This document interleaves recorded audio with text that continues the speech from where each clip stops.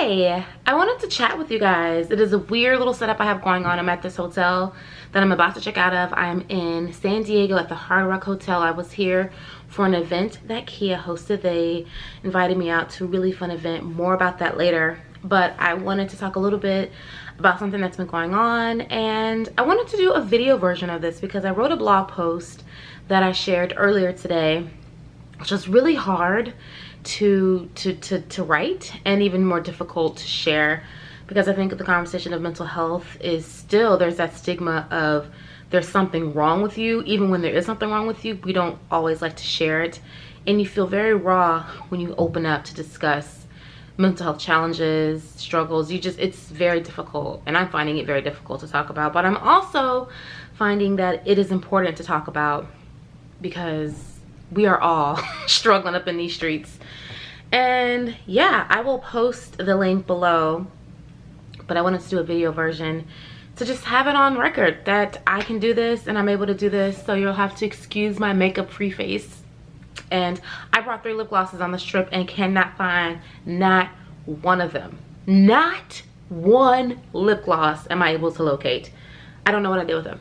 I don't know. Doesn't matter. Here we are, barefaced and free, right? Confession, I have panic attacks.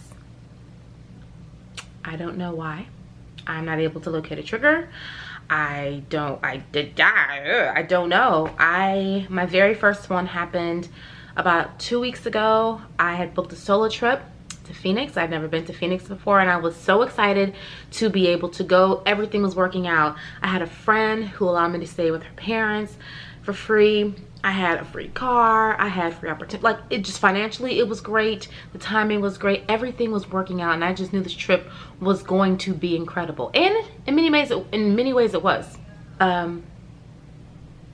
However, I woke up that day of my trip feeling very anxious, shortness of breath, heart palpitations.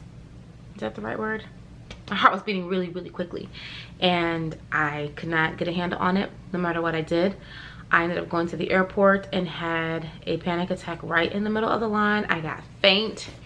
I was shaking. I felt out of sorts, and I'd never had that many emotions hit me and physically affect me at a time. You know, usually when I'm hungry, my stomach hurts and then my head hurts, or when I'm scared, my heart beats fast. You know, something happens, but not so many things all at once. And for a panic, the way panic attacks affect me is that so many things are happening at the same time, and I feel very much out of control, which then tells my brain that I'm in danger. And I was affected by that, got out of the TSA line that I was standing in, and just breathed, drank some water, ate some food, because I drove back home and immediately went to urgent care, because at that time I didn't know I was having a panic attack. I thought something was wrong with me, that I don't know what I thought. So I went to go get assessed, and the doctor at the urgent care he talked me over my prescription, or the doctor at urgent care talked over with me my symptoms and asked me questions, and he says, "It sounds like you're having a panic attack." And it never occurred to me that that's what it was. But everything he said that happened, or happened during the panic attack, actually happened. And so I'm like, okay, maybe you're right. He gave me an EKG to see if I had had a heart attack or if my heart was doing some funny things, and he didn't see anything concerning. And he sent me home with a prescription for an antidepressant. And I've never taken antidepressants before. I'm not against it. I think you should take whatever you need to take to get through the day and through your life. So it's not something I'm not against. I've never had a reason to take them. And I got the prescription filled, and I told myself, you know, I would try again to take my flight the next day. And when the next day came, and same thing, I had a very difficult time just being around so many people. Just all of these things and fears that I had never feared before all of a sudden became massive in my head. The way the security line moved, the crying babies, the crowds, just everything was just setting me off. And I could not relax. I could not settle myself, and it just made for a very difficult flight. I made it through, and even when I got to my destination and tried to have the experiences I wanted to have and do the things I wanted to do, my heart still felt off. I still had shortness of breath. I was still struggling to breathe. I just did not feel good in my spirit. Nothing really felt good. And the same for the current trip that I'm on. I had a hard time with the flight, and I'm not someone who's afraid to fly. I've flown plenty of times and have never had it affect me the way that it has in the past 2 weeks. And let me tell you, it's really difficult getting pop-up panic attacks when you're not used to them. And not that anyone's ever used to them, don't get me wrong. You're not used to panic attacks. It's not something you're like, oh, no big deal, just about to have a panic attack. You don't get used to that. No one wants to get used to that. But it's not something that I thought I would have to deal with and experience. And I don't know, it is very frustrating. It renders me, I don't want to say useless, but it puts me in a place where it makes it very hard to be the me that I want to be. And while I'm shooting this video, I have not yet gone to speak with my therapist, and I will. So this isn't something I'm trying to do on my own. I don't know how it's possible to do this by yourself, even if you just need the support of people. I think that panic attacks and anxiety in general, it feels very lonely, because your brain is telling you that, one, you're in danger. Oh my gosh, these people are so loud. Y'all know I'm shooting a video, right? One, you're in danger even when you're not. And two, that no one can understand, when in reality, a lot of people deal with panic attacks and regular anxiety. And how the hell can you not? You know the life we living in? There are some hard times. I mean, social media alone is full of stressors. Great things, there are beautiful things on my Twitter stream, but there's also articles about somebody getting shot in schools, this, and it's just, there's so much negativity, and there's so much things that can easily depress you. Everywhere you go and everywhere you look, it's constant. And because I work in social media, because this is what I do for a living and this is how I make money and have been for years, I can't avoid it. So it makes sense to me why I suffer in this way, or why I deal with these panic attacks and anxiety. I'm not surprised.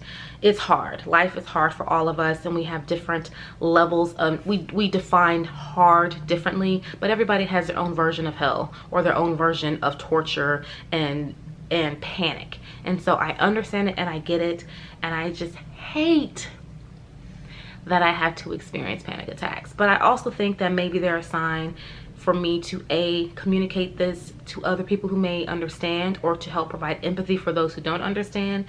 And I don't mind being a face for something like this to help bring awareness to it. I don't want to, y'all. I don't feel like I want to, because I hate panic attacks. But I will do it if it helps heal other people, to let them know that they aren't alone, and to let the loved ones of those people who deal with anxiety and panic attack know how to better support them. That's that. I don't know what else to say about it, other than I'm working hard to really center myself and to only put energy in things that are worth my time and or money, preferably both, and to decrease the stressors and to find the triggers. And maybe I'll never find a trigger. I don't know what launches off panic attacks. Maybe I will never find that, but I need to learn techniques and tools of how to deal with them and how to work through them. And it starts here. It starts here, and I've got some work to do. And I'm confident that I will figure it out if I do figure it out. No, I'm confident I will figure it out, I think. That said, if you're someone who experiences anxiety or panic attacks, please know you're not alone. It is hard to talk about, but luckily I've been able to find support from friends in person and then friends online. There's just such a wonderful, rich, non-judgmental community out there for people who have these kind of concerns. So if you're someone who needs to be led into a direction where you need that kind of support, let me know and I can make suggestions for you. And in the meantime, y'all, just be nice to each other. You know, seriously, I think we could get so far in life if we just smiled at strangers and acknowledged people when they're present. You know, did I just spit? The coworker you walk past and never speak to, just say hi. It doesn't have to be a long conversation. Just recognize that they're breathing and existing and they are right there in front of you. Show people that they matter. Remind them that they are here for a purpose, whether they know that purpose or not, that they are needed and loved and appreciated and liked. Tell people thank you. Tell people you appreciate them. It is hard to live day by day by day and not hear thank you, or I appreciate that you did this, or I like this about you. And I get that regularly, but it's not the norm for a lot of people. And so we have to do a better job, all of us. That's it. I will keep you guys updated and I'll talk to you later. Sending you lots of love for now. Until later. Bye.